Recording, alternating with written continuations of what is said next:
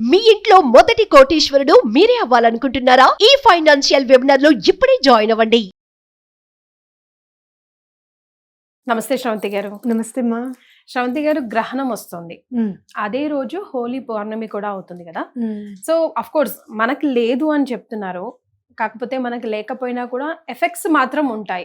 పాటించవలసిన నియమాలు అవసరం లేనప్పటికీ కూడా పర్టికులర్ గా కొన్ని రాశుల వారికి ఈ ఎఫెక్ట్స్ మాత్రం ఖచ్చితంగా ఉంటుంది అంటున్నారు. సో ముఖ్యంగా మనం ఈ రోజు మార్చ్ 14th కి సంబంధించిన గ్రహణం గురించి మాట్లాడుకోవాల్సి వస్తే, ఈ రోజు మనం పాటించవలసిన నియమాల గురించి, ముందు రోజు కామదహనం ఒకటి ఉంటుంది, ఆ తర్వాత నెక్స్ట్ డే పౌర్ణమి రోజు మనము హోలీ ఆడుకుంటాము. ఇక సాయంకాలం మన దగ్గర గ్రహణం లేనప్పటికీ కూడా అమ్మవారి ఆరాధనలో పౌర్ణమికి చాలా విశేషం ఉంది కదండి. సో దీనికి అనుగుణంగా మనం ప్రేక్షకులకి ఇన్ఫర్మేషన్ ఇద్దాం. అయితే గ్రహణము అనేది ఎక్కడైతే ఉంటుందో, ఇప్పుడు ఏ ప్లేసెస్ లో అయితే గ్రహణం ఉంటుందో అక్కడ మాత్రమే పాటించాలి అనేది మనం గుర్తుపెట్టుకోవాలన్నమాట.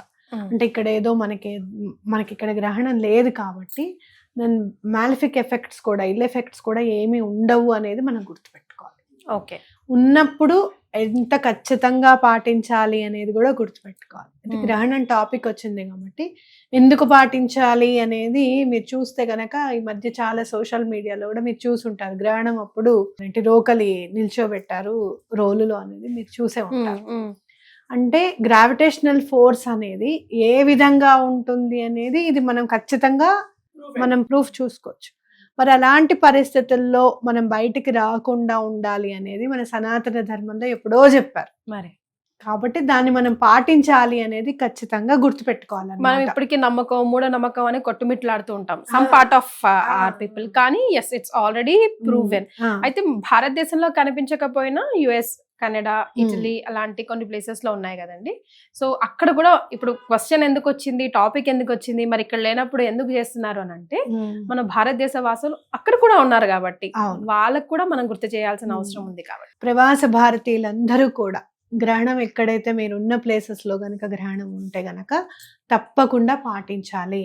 ఎటువంటి పరిస్థితుల్లోనూ గ్రహణం స్టార్ట్ అయ్యే 2-3 గంటల ముందే మీరు ఏదన్నా తినాలనుకుంటే తినేయడం అనేది చాలా ఇంపార్టెంట్.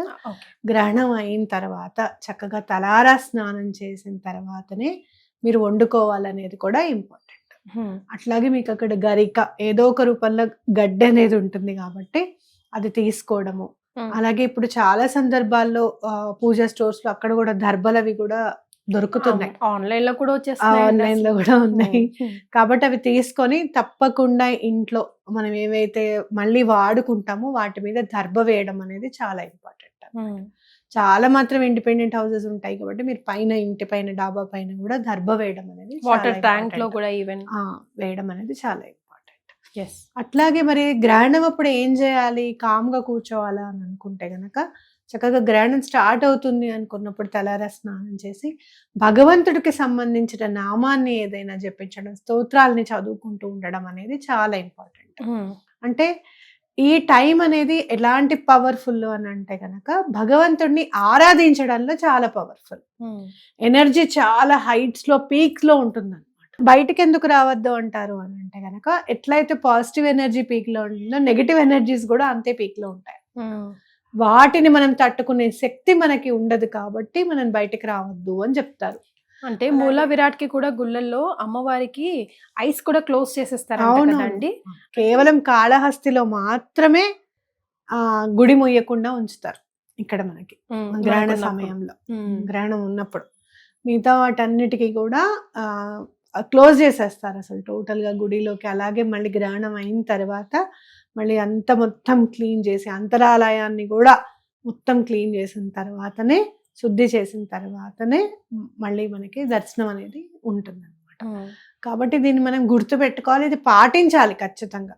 పాటించినప్పుడు ఎప్పుడైతే మీరు పాటిస్తారో దాని ఫలితం అనేది చాలా బాగుంటుంది అనేది గుర్తుపెట్టుకోవాలి. అలాగే ఏ రాశుల్లో అయితే ఉన్నారో, ఏ రాశి వాళ్ళకి బాగుంది, ఏ రాశి వాళ్ళకి బాగాలేదు అనేది కూడా మనకి క్లియర్గా ఇన్ఫర్మేషన్ ఉంటుంది. అలాంటప్పుడు మీరు అక్కడ దూరంలో ఉన్నారు కదా, ఎవరన్నా గుడిలో ఉన్న వాళ్ళకి మీరు అవి తీసుకెళ్ళి ఏదైనా దానం ఇవ్వడం అనేది చాలా ఎస్, గ్రహం అనగానే మనం దాన ధర్మాలకి ఎక్కువగా ప్రిఫరెన్స్ ఇస్తాం కదండి. సో ముఖ్యంగా ఈ చంద్రగ్రహణానికి ఎలాంటి దాన ధర్మాలు ఇస్తే బాగుంటుంది అంటారు? అవి కూడా రాసుల ప్రకారం ఉంటాయా లేకపోతే కామన్ గా అయినా కూడా ఎవరైనా కూడా చక్కగా ఒక వెండి బిళ్ళని తీసుకొని, వెండి కాయిన్స్ దొరుకుతాయి కదా, అవి తీసుకొని, ఏవైతే లక్ష్మీ అమ్మవారు అవి ఉన్నవి కాకుండా ప్లెయిన్వి దొరికితే మరీ మంచిది. అవి తీసుకొని కొంచెం వెండి ముక్క కానివ్వండి, కొంచెం బియ్యంలో ఆ వెండి ముక్కను పెట్టి దానం చేస్తే చాలా మంచిది. అట్లాగే చెంబు కూడా, కాపర్ చెంబులో బియ్యాన్ని నింపేసేసి దాని మీద కొంచెం ఫలము పుష్పం అన్ని పెడతాం కదా, కొంచెం వెండి కాయిన్ కూడా పెట్టి బ్రాహ్మడికి దానం వేస్తే చాలా మంచిది. అంటే ఏం ప్రాబ్లం ఉంటుంది దీని వల్ల అని, గ్రహణం వల్ల మనుషులకి ఎలాంటి ఎఫెక్ట్స్, ఏం దోషాలు ఉంటాయి మనం దానం ఇవ్వకపోతే అని అంటే గనక మానసిక సమస్యలు రావడానికి అనేది ఎక్కువగా ఛాన్సెస్ ఉంటాయి. మానసికంగా ఎందుకు బాధపడతాము? ఫైనాన్స్ గా బాగాలేనప్పుడు, ఇంట్లో ఎవరికన్నా బాగాలేనప్పుడు, ఇంట్లో అంత చికాకులుగా ఉన్నప్పుడు మనం బాధపడుతూ ఉంటాం. కాబట్టి ఇవి ఏవి కూడా మా దరి రాకుండా ఉండాలి, మనం రక్షింపబడాలి అని చెప్పి దానాన్ని ఇస్తాం అన్నమాట. కాబట్టి దానం అత్యంత ఫలితమైనది. ఎవరికన్నా ఏదైనా దానం చేస్తే, ఇంకొకటి వెండి కాయిన్ పెడుతున్నాం కదా అని చెప్పి కాకుండా ఒక 101 రూపాయో 50 రూపాయలు ఎంతో కొంత ధనాన్ని కూడా దాని మీద పెట్టి ఇవ్వాలన్నమాట. అంటే దానం తీసుకోవడం కూడా ఊరికే తీసుకోకుండా అతనికి మనం గ్రాటిట్యూడ్ చెప్తున్నట్టుగా దానం తీసుకుంటున్నప్పుడు అతనికి ఎంతో కొంత మనం సమర్పిస్తున్నట్టుగా ఇవ్వాలన్నమాట. అప్పుడు చాలా అత్యంత శీఘ్రంగా ఫలితం అనేది ఉంటుంది. ఇక్కడ మనం పౌర్ణమికి చంద్రుడికి సంబంధించినది కాబట్టి చంద్రశేఖరాష్టకం చదువుకుంటే చాలా మంచిది. చదువుకున్నా కూడా చాలా మంచిది. దేవుళ్ళని తప్పకుండా నీట్ చేసుకోవడం అనేది కూడా చాలా ఇంపార్టెంట్. మొత్తం పూజ గది అంతా కూడా నీట్ అయిపోవాలి. ఎక్కడైతే గ్రహణం లేదు వాళ్ళేం పాటించాల్సిన అవసరం అయితే లేదు. అలాగే వాళ్ళు ఏమి కూడా దానాలు ఇవ్వవలసింది కూడా ఏం లేదు. ఎక్కడైతే మనకు ఉంటుందో అక్కడ మాత్రమే ఆ ఎఫెక్ట్స్ ఉంటాయి. విధి విధానాలన్నీ కూడా అక్కడ మాత్రమే పాటించాలన్నమాట. అయితే ఆ టైంలో మీకు ఎక్కడైనా సరే మంచి అనేది జరుగుతుంది కదా అని అనుకుంటే ఆ టైం నోట్ చేసుకొని అప్పుడు ఆ టైంలో కుదిరితే గనక భగవంతుడి ఆరాధన చేయడం అనేది, ఏదైనా స్తోత్రాలు కానివ్వండి, విష్ణు సహస్రనామం కానివ్వండి, అవి చదువుకుంటే ఫలితం ఉంటుంది అనేది ఖచ్చితంగా చెప్పుకోవచ్చు. రైట్. అయితే ముఖ్యంగా గ్రహం అనగానే మనం గర్భిణీ స్త్రీల గురించే మాట్లాడుకుంటాం. అంటే తినే ఆహారమే 3-4 గంటల ముందు మనం ఫినిష్ చేసుకోవాలి అనుకుంటాం. అంటే కొంచెం స్టమక్ ఎంటీ ఉండాలి అని అన్నది. అందులో ఇంకో ప్రాణి పెరుగుతున్నప్పుడు మనకే యూనో అప్ అండ్ డౌన్స్ ఉంటాయంటే మళ్ళీ ఆ శిష్యుని కూడా కాపాడుకోవాల్సిన బాధ్యత ఉంది. కాబట్టి అంటే ఎందుకు స్పెసిఫిక్గా అడుగుతున్నాను అంటే శ్రవంతి గారు, ఈ రోజుల్లో బీచెస్లో పైగా ఈ వచ్చే ఎక్లిప్స్ని బ్లడ్ మూన్ ఎక్లిప్స్ అని అంటున్నారు. సో మనం చూడొచ్చు అని, నేకెడ్ ఐస్తో సరే డైరెక్ట్గా చూడొచ్చు అని చెప్తా ఉన్నారు. అలాంటప్పుడు ప్రాబ్లమ్స్ అయ్యే ఎఫెక్ట్స్ ఉంటాయి. బికాజ్ కొందరు చిన్నగా కొట్టేస్తారు, ఇదంతా మూఢనమ్మకం, ఇదంతా త్రాష్ అని చెప్పేసి. సో మన వాళ్ళు సనాతన ధర్మాన్ని నమ్మే వాళ్ళు మన వరల్డ్ వైడ్ గా ఎక్కడున్నా కూడా వాళ్ళ మంచి మనం కోరుకుంటాం కాబట్టి సో వాళ్ళ కోసం మీరు చెప్పే మాట. తప్పకుండా చెప్తాను. ఎటువంటి పరిస్థితుల్లోనూ గర్భిణీ స్త్రీలు మాత్రం అస్సలు బయటికి రాకండి. అయితే మరి ఆహారం ఎట్లా అని అంటే 3-4 గంటల ముందే మీరు కూడా తినండి. తినేసి కదలకుండా పడుకోవాలి. వాళ్ళు కదలిక అనేది ఉండకుండా కదలకుండా పడుకోవాలి అని చెప్తారనమాట పెద్దవాళ్ళు. ఎంత ఎఫెక్ట్ ఉంటుంది అంటే మన జాతక చక్రం చూస్తే ఎవరన్నా ఇప్పుడు గ్రహణం ఉందనుకోండి, కడుపుతున్న వాళ్ళు గ్రహణం పిల్లలకు ఉందనుకోండి, జాతక చక్రం చూసి కడుపుతున్నప్పుడు గ్రహణం ఉందా అండి అని అడుగుతారు. అంత తెలుస్తుంది అనమాట ఏంటి అనేది. కాబట్టి అంటే ఏంటి, మనం తీసుకోవాల్సిన జాగ్రత్త ఖచ్చితంగా ఉండాలి. అలాగే పుట్టిన తర్వాత కూడా ఆ గ్రహణం వాళ్ళు ఉన్నప్పుడు ఆ గ్రహణం అనేది వాళ్ళు టైం పాస్ అయింది కాబట్టి విధి విధానంగా ఆ జాతకానికి సంబంధించిన గ్రహణం సంబంధించిన కూడా పూజ ఉంటుంది, శాంతి ఉంటుంది, గ్రహణ శాంతి ఉంటుంది.